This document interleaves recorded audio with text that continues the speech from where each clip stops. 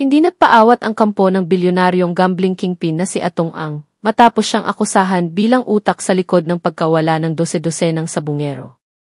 Mariin nilang itinanggi ang mga paratang ni whistleblower Julie Dondon Patidongan, tinawag itong walang basehan, makasarili, imbento lamang, at puro kasinungalingan.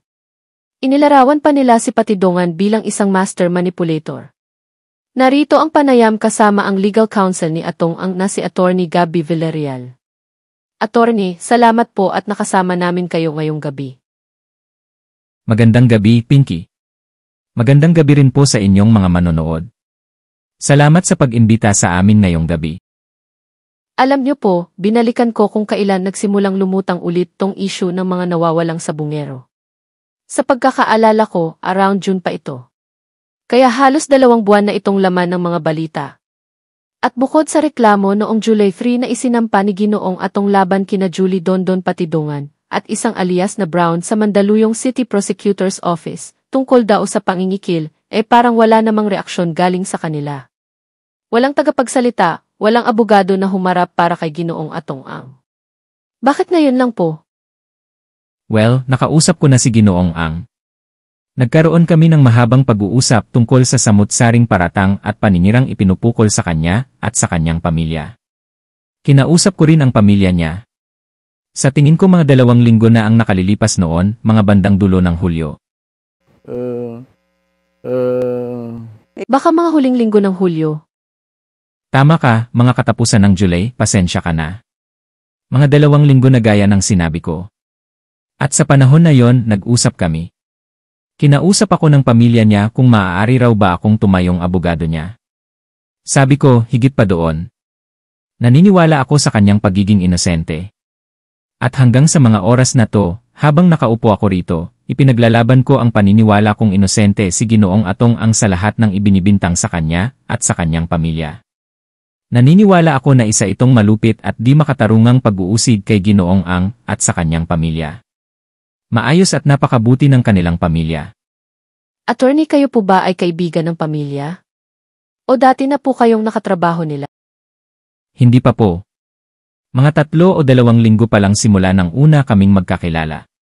Naipakilala lang ako sa kanila ng kaibigan ng isang kaibigan. Siya rin po ang nakiusap sa akin na pansamantalang itigil ang pagreretiro ko. Matagal ko na pong planong magretiro, mga 1 taon at kalahati na. Pero hindi ko pa rin natutuloy. Matapos ko silang makausap, si Ginoong Ang at ang kanyang pamilya, naisip kong gumawa ng exception.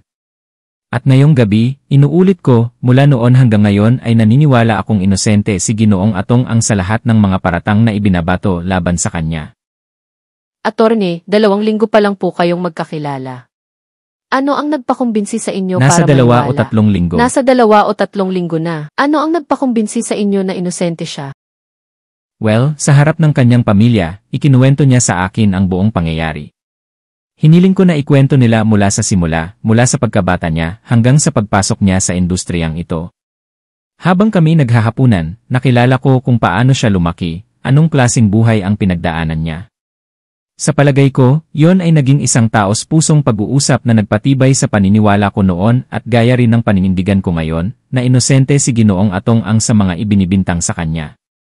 Sa tingin ko, ito ay isang malupit na pag-uusig laban sa isang tao at sa isang pamilya na dumaan sa napakahabang paghihirap pero matagumpay na nakatawid. Ngayon ay pinapasan na naman nila ang isang panibagong hindi makatarungang pagsubok. So kaunting konteksto lang, binabalikan ninyo ang nangyari noong panahon ni dating Pangulong Joseph Estrada.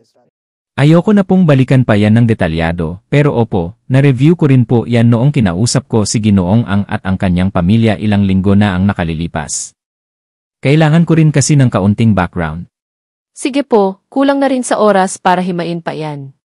Attorney, pag-usapan natin itong pahayag na galing mismo sa inyo. Kayo raw ang sumulat nito. Tama ka. Pag-usapan Ako nga natin mismo to. ang sumulat niyan. Ang aming kliyente, sabi niyo po, ay inosente. Pinaninindigan namin ang pagiging inosente ng aming kliyente, at pinapayuhan namin ang publiko na maging maingat sa mga pahayag ni Julie Dondon Patidongan na puno ng kamalian, makasarili at walang sapat na ebidensya. Bakit niya sinabing may kamalian? Bakit ito makasarili? At bakit walang sapat na basehan? Simulan natin sa flood, sir. May kamalian. Well, ito ay isang napaka-fantastic na kwento. Halos parang fairy tale. Sa tingin ko, kahalintulad ito ng isang mafia confession. Si Patidongan, sa tingin ko, ay pilit inilalarawan ang sarili niya bilang isang insider sa mataas na level, na para bang konsilyari ng mafia, na ngayon ay nagbubulgar laban sa Godfather of Godfathers ng industriya ng sugal. May kamalian ito dahil para sa akin, sinusunod lang niya ang playbook na ginamit ng New York Mafia at ng mga naging whistleblower nila noon. Para sa anong dahilan? Well, baka magkaiba kami ng pananaw dito ni Secretary Remulla. Pero kasi, sa paniniwala ko, hanggang ngayon, nagpapatakbo si Julie Patidongan ng sarili niyang sindikato. Ginagawa niya ito sa ilalim mismo ng anino ng organisasyon ni Ginoong Ang, nang hindi nalalaman din na Ginoong Ang at ng kanyang mga kasama. Pakipaliwanag naman po. Sarili niyang sindikato. Pinapatakbo niya ito sa ilalim ng organisasyon ni Ang. Ano hong ibig sabihin nito? Ganito kasi Pinky, sa tingin ko no. Si Patidongan ay nag-umpisa bilang isa sa mga gwardiya sa bukid ni Ginoong Ang, mga 15 hanggang 16 na taon na ang nakakaraan. Sa madaling salita, nakapagpakita ng gilas itong si Dondon. Nakapagpakita ng gilas, parang ganun, kay Ginoong Ang, kaya napabilib niya. Kaya unti-unti pero mabilis din, nakarating siya sa pinakamataas na antas ng organisasyon ni Ang. Sa katunayan. At ano yung pinakamataas na antas ni Ang? Ano kaya yun? Ipinapakita niya na parang siya ang boss, ang alter ego ni Ginoong Ang, lalo na sa mga taong nasa ilalim niya. Sa katunayan, pati ang mga empleyado ni Ginoong Ang, yung mga nauna pa kay Patidongan, ay tumatawag sa kanya ng Boss Dondon. Wala silang ibang tinatawag na boss sa organisasyon, kundi si Dondon. Pero kung siya ang alter ego, gaya ng sinabi mo. Hindi ganun. Ang sinabi ko, pinalabas niya na parang siya ang alter ego ni Ginoong Ang.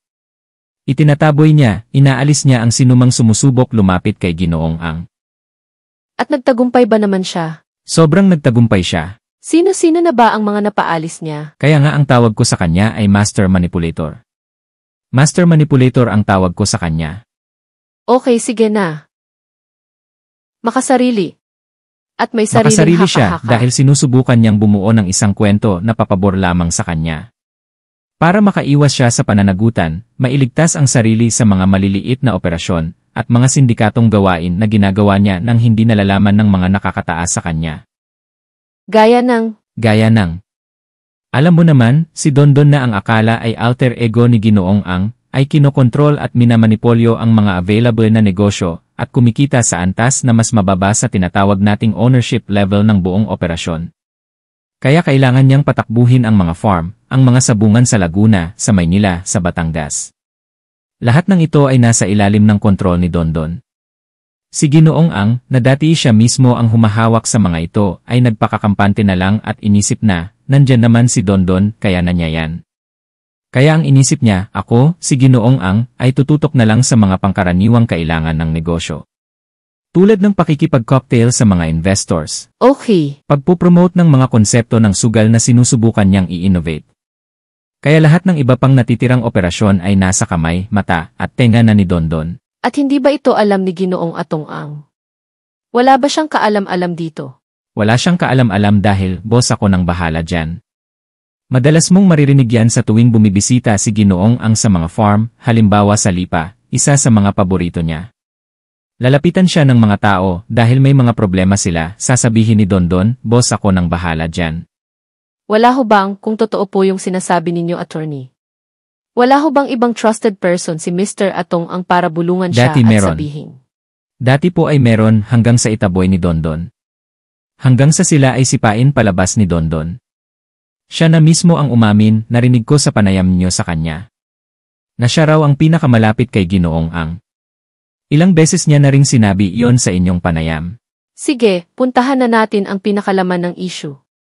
Ano po mismo ang sinasabi ninyo na papel ni Julie Dondon Patidongan sa isyong ito ng mga nawawalang sabunggero, attorney? Okay. Kailangang tingnan si Dondon bilang isa sa mga, ang tawag ko, dahil sa kakulangan ng mas magandang termino, ay B-level na supplier sa sabong. Ano ang ibig kong sabihin na B-level na supplier sa sabong? Kapag may laban ka, para itong boxing match, nagyayaya ka ng mga dekalibreng manok panlaban.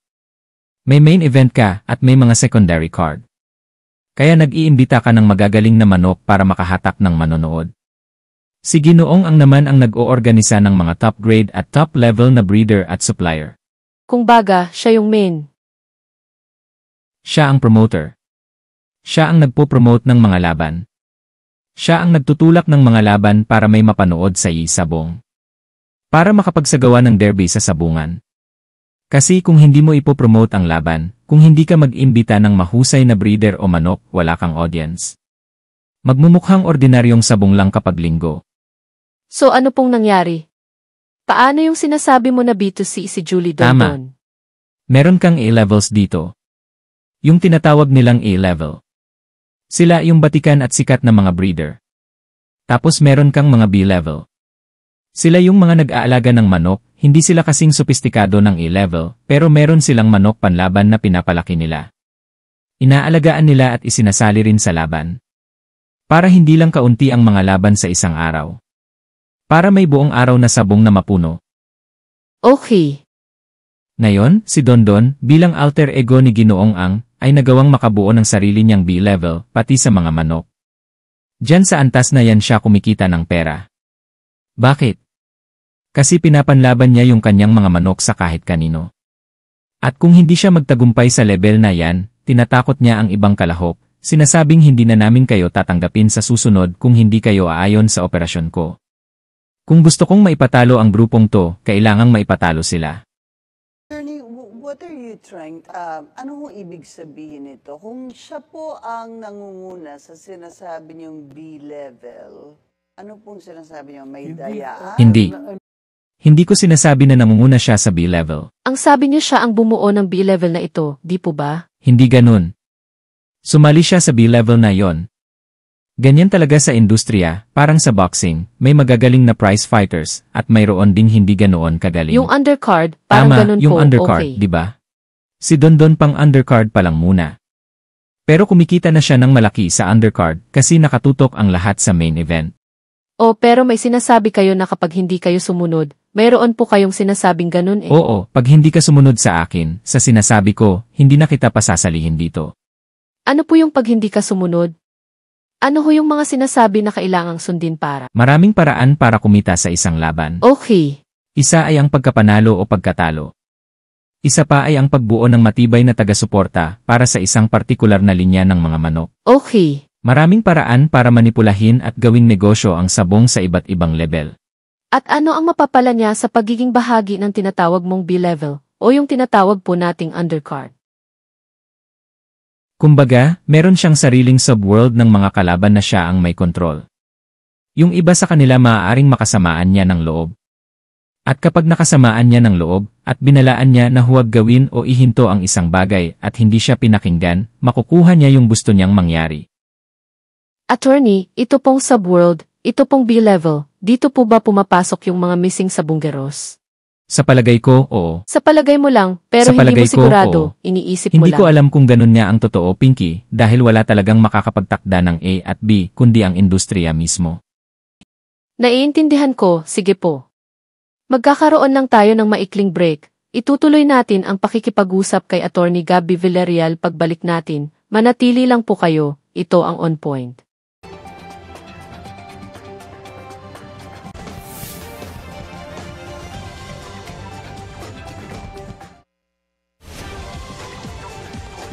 Muli po tayong nagbabalik, kasama pa rin natin si Attorney Gabby Villarreal, ang legal counsel ng gambling kingpin na si Atong Ang. Sir, puntahan na natin ang pinakabuod ng issue. Ano raw ang kinalaman ni Julie Dondon Patidongan sa kaso ng mga nawawalang sabunggeros? Dahil sinasabi niya na ang utak daw ng lahat ay ang kliyente mo. Siya po ang mastermind ditong lahat. Siya po si Julie Jonjun. Ay mali, sorry. Siya po si Julie Patidongan, Dondon Patidongan pala, ang siyang whistleblower. Siya po ang bumaligtad kay Mr. Atong Ang para po ituro na si Atong ang mastermind at may kagagawan po nito. Kung matatandaan mo, Pinky, noong nakaraang taon, nakita sa CCTV si Don Patidongan na nag-escort ng lalaking kalaunan ay isa palang nawawalang sabongero at may posas pa ito. Sa palagay ko ito yung sa arena sa Maynila. Ang sabi niya hindi daw siya yon. Well, ano man Yun yan. pong supposed to be nakaposas. Dalawa po yan eh. Dalawa Oo, po yung tama. pag-usapan po natin dito. Yung supposed CCTV kung saan nakitang nag-withdraw yung kapatid niyang si Eliakim. At isa pa, ay yung supposed to be sa CCTV na huli na may posas. May paliwanag siya dyan, tinanong ko siya, at handa na siguro tayong ipalabas iyon, kung pwede nating ipalabas ng sunod-sunod. Gawin na natin. Si Jose Patidoongan, siya yung close-in security ni Mr. Atong Ang. Yung sinabi niyo, ma'am, na may hawak-hawak na si Bautista na may pusas, ang tao na humawak niyan, ma'am, na binanggit ko na yan noon, na si Mr. Roger Burican at si Rodilo Anig-Eg. Yan yun, ma'am, ang ginamit niyang witness against sa akin, ma'am. Okay. Na makikita naman natin, ma'am, na matatangkad na tao yun. Yung mga kapatid ko, 5'6" lang yan, ma'am. Yung tao na nag-withdraw, kapatid ko yun, ma'am. Okay. Sige, putulin na natin dyan para hindi po nakakalito. So hindi siya yon, hindi yon si Julie Dondon Patidongan na supposed to be na nahuli, na nakita sa CCTV na may posas.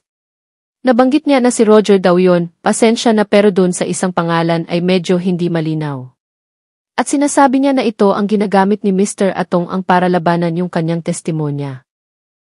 Well, ang totoo ay si Dondon Patidongan ay isa pa rin sa mga akusado sa isang kaso sa Maynila, na may kinalaman mismo sa pagkawala ng ilang tao mula sa Manila Arena noong huling bahagi ng 2024. Nakasalukuyang dinidinig sa RTC ng Maynila. Ang paniniwala at posisyon ko dito ay noong lumabas ang isyong ito at napagtanto niyang paliit na ng paliit ang mundo niya. Kailangan na niyang humanap ng paraan para makatakas sa pananagutan. At anong mas madaling paraan maliban sa ituro ang mas nakakataas sa'yo? Pero ang sinasabi ko nga ay gawa-gawa lang yon at dapat mailantad, at layunin naming ilantad ang kasinungalingang iyon sa lalong madaling panahon, basta't mabigyan lang kami ng pagkakataon at tama at patas na forum. Ano sa tingin mo ang magiging pinakamalakas na depensa ni Atong Ang? Ang pinakamalaking depensa ay, Yun palang pinakamalakas na depensa. maaaring tunog pilosopikal ito, Pinky, pero naniniwala ako sa katotohanan, at naniniwala akong ang katotohanan ang magpapalaya sa isang tao. At naniniwala ako sa katotohanang yon na si Ang ay inosente. Sino ang may kasalanan? Sino ang responsable sa pagkawala ng mga sabunggero, attorney? Ayokong magbato ng paratang ng walang basehan, pero sa tingin ko, si Julie Patidongan at ang kanyang mga kasamahan ang may kinalaman sa pagkawala ng mga sabungero. The cohorts are? Would I it can include? see Ang nakikita ko dyan ay si Eliakim Patidongan na ang litrato ay nakuha sa isang ATM machine habang nagwi-withdraw ng pera gamit ang ATM card ng nawawalang sabungero. Nakikita ko si Jose Patidongan, na isa ring kapatid nila at sa pagkakaalam ko, ay nahatulan na sa kasong pagnanakaw at kasalukuyang nagsisilbi ng sentensya sa Muntinlupa. Alam ko ring may ilang iba pa na nakilala ng mga testigo na nagpunta sa CIDG o naimbestigahan ng CIDG sa ilalim ni General Macapas. Noong iniimbestigahan mismo ni General Macapas at ng kanyang mga tauhan ang pagkakasangkot ng magkakapatid na Patidongan sa pagkawala ng mga sabungero. Anong masasabi mo sa mga tao na posibleng o nag-iisip na imposibleng hindi alam ng boss ang ginagawa ng tao niya? Madali hong sabihin na hindi alam ng boss, kaya lang ho pagka inisip niyo, pag marami kayong, tingnan po natin ang maraming mga boss dyan, di ba? Yung mga boss ho karamihan hindi na alam kung anong nangyayari sa babae. Ayokong magbanggit ng pangalan pero napakarami nating mga business tycoons sa iba't ibang lugar na may interes sa iba't ibang industriya. Kahit sino na ipinipresenta ang sarili bilang isang mapagkakatiwalaang tauhan ng negosyanteng iyon, ay madaling makakakuha ng kumpiyansa at magagawang patakbuhin ng malaya ang buong industriyang pinamumunuan niya. Pag-usapan natin ang mga pinakahuling pangyayari, tulad ng nabanggit kanina, na sinasabing may affidavit na galing kay Julie Dondon Patidongan. Sinasabing may affidavit na rin mula sa dalawang kapatid niya na posibleng sumuporta, dahil oo, sinasabing isa sa kanila ang tinatawag na missing link. Noong nakausap ko si Dondon dati ang sabi may kulang na lang, na lumalabas na ito yung kapatid niya na nandito na ngayon na si Eliakim, tama ba? Si Julie, Pwede ba kitang tanungin? Kailan sinabi sa'yo ni Dondon Patidongan na may isang kulang na lang na elem? Narinig ko yung panayam mong iyon. Natatandaan mo ba yung petsa? Hindi ko na maalala. Oo, dahil sa tingin ko, alam na ni Patidongan noong panahon na yon na hinahabol ng CIDG ang dalawa niyang kapatid. Kaya ano ang ginagawa niya? Hinahabol niya rin ang dalawang magkapatid na alam niyang kapag nahuli ay sasabihin na kasabwat nila si Dondon Patidongan. Ang ibig mong sabihin, attorney, klaruhin lang natin, kung mahuli ang dalawang kapatid ay ituturo ba nila ang kapatid nila bilang utak ng operasyon? Hindi, kundi ituturo nila ang kapatid nilang kasabwat nila. So ilalaglag nila yung kapatid nila, para pong ganun? No, hindi nila ilalaglag yon, Pinky. Kasi magsasabi lang sila ng totoo, dahil natunton sila ng CIDG batay sa mga testimonya ng mga saksi na inimbestigahan ng CIDG na nagsabing ang dalawang kapatid na ito ay nagtatrabaho kasama si Don Patidongan. Okay, ganito, meron din po akong gustong i-play pero sa palagay ko ay wala na tayong oras. Pero sa pagkakatanda ko, sinabi po ni Dondon Patidongan dito na ito pong dalawa ay pinaalis daw ni Atong Ang. At ito pong si Eliakim, nagkaroon pa nga ng alias na kung hindi ako nagkakamali ay Robert Bailon. Si Atong Ang daw ang kumuha nitong dokumentong ito na nagtataglay ng hindi niya tunay na pangalan. Pinky, madali na kayong sabihin yan. Madali na para kay Dondon na sabihin yan dahil itinago ng walang komunikasyon ang dalawang kapatid niya mula Hulyo 22 hanggang sa isiniwalat ni General Jean Fajardo na hawak na pala nila ang dalawa.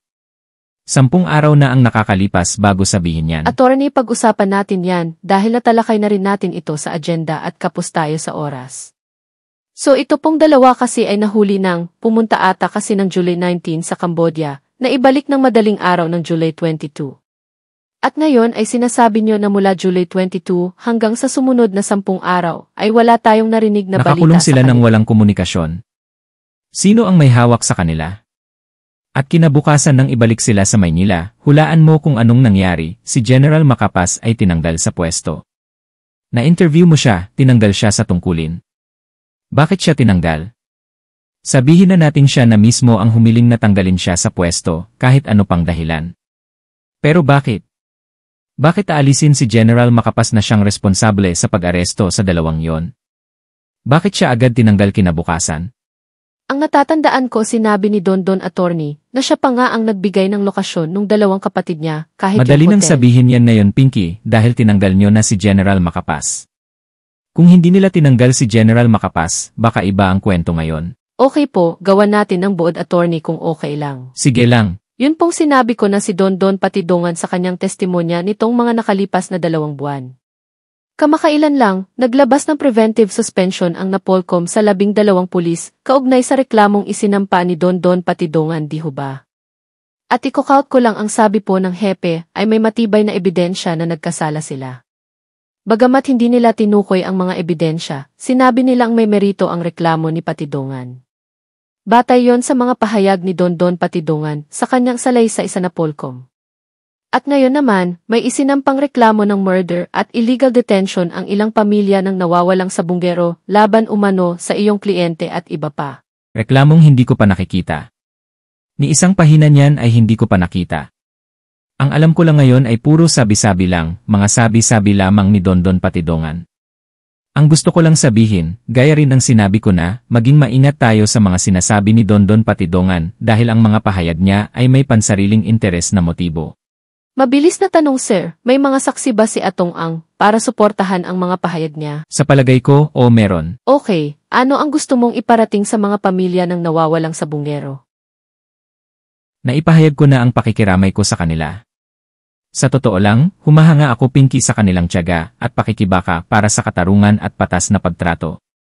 Nakikiramay ako sa kanila, Pinky.